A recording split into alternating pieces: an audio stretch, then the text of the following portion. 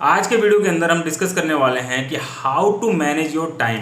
आप जो अपना करंटली काम कर रहे हो उसे डिस्टर्ब किए बिना अपनी ऑनलाइन अर्निंग की जर्नी को स्टार्ट करने के लिए सबसे इंपॉर्टेंट है आपके लिए टाइम मैनेजमेंट। आप अपने समय को किस तरीके से मैनेज करोगे कि आप दोनों चीज़ों को अच्छे तरीके से मैनेज कर सको और इफेक्टिवली उससे रिजल्ट भी लेकर के आ पाओ। ठीक है, किसी भी चीज़ में आपको प्रॉब्लम्स ना आए तो उसके लिए टाइम मैनेजमेंट करना बहुत ज़्यादा ज़रूरी है। अगर आप उसे सही तरीके से कर पाओ तो ये आपके लिए बहुत ज़्यादा हेल्प करेगा अपने बिजनेस को और काम को साथ साथ में लेकर के चलने के लिए।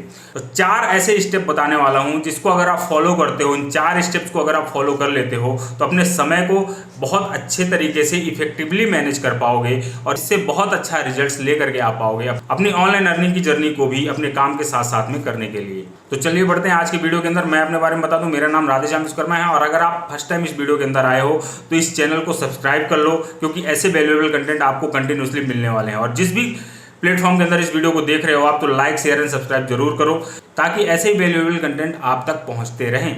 ओके, तो बढ़ते हैं अपने 4 स्टेप फॉर्मूले के बारे में, जहां पे आप सीखोगे कि अपने टाइम को किस तरीके से आप मैनेज करोगे अपने काम को साथ साथ में लेके चलते हुए।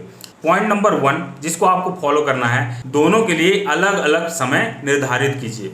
आपको सबसे पहले ये निर्धारित करना पड़ेगा कि ये समय आपका जो आप करंटली काम कर रहे हैं उसके लिए है। अलग अलग समय आपको निर्धारित करना होगा और एक सेपरेट टाइम निर्धारित करना पड़ेगा। लाइक मान के चलिए आप सुबह का समय ले लेते हैं, 9 बजे से 5 बजे तक का जो समय है वो आपकी जॉब का हो गया।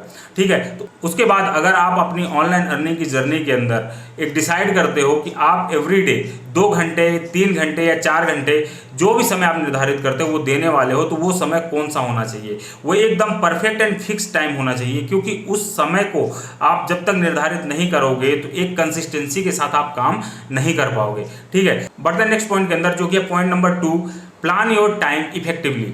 आप जब अपना डेली रूटीन निर्धारित कर रहे होंगे तब आपको सही तरीके से अपने समय को निर्धारित करना है ताकि आप उसे इफेक्टिवली यूज कर पाओ।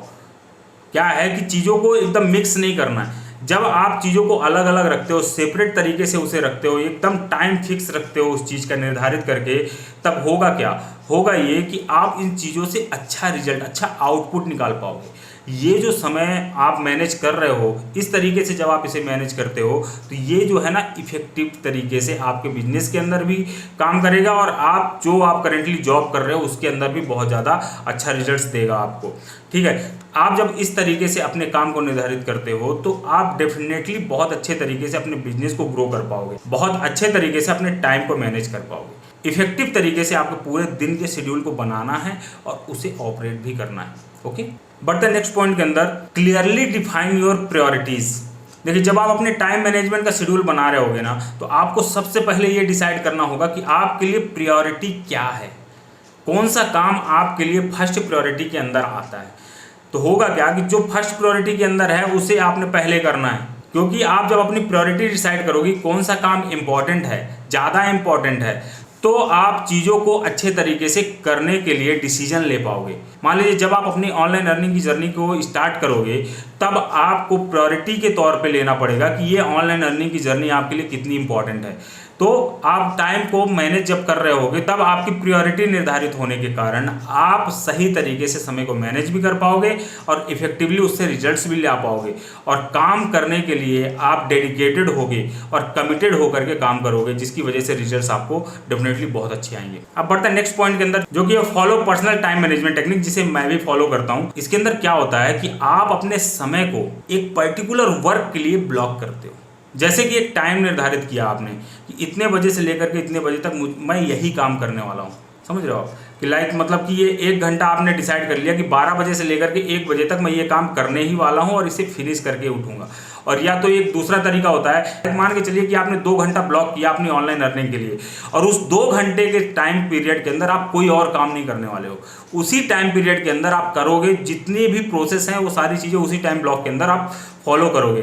तो क्या होगा कि आप उस टाइम के बाद जैसे ही आपका वो समय समाप्त हुआ, जैसे ही वो टाइम खत्म हुआ, तब आप अपना काम रोक दोगे। जो भी काम हुआ उस टाइम के बाद आप अपना दूसरा काम करोगे, जो भी आपने अपने डेली शेड्यूल के अंदर लिखा होगा।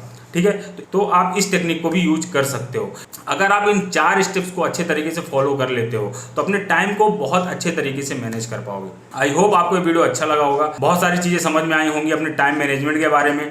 ठीक है, अगर आपको वीडियो अच्छा लगा तो लाइक ज़रूर करना और शेयर जरूर करना, ज़्यादा से ज़्यादा लोगों तक ये इन्फॉर्मेशन पहुंच सके। अगर आप इस चैनल के अंदर नए हो तो सब्सक्राइब करना बिल्कुल मत भूलना और बेल आइकन जरूर बजाना, ताकि आपको आने वाली वीडियोस का नोटिफिकेशन टाइम टू टाइम मिलता रहे। ओके, तो मिलते हैं नेक्स्ट वीडियो के अंदर with the new knowledge. Okay.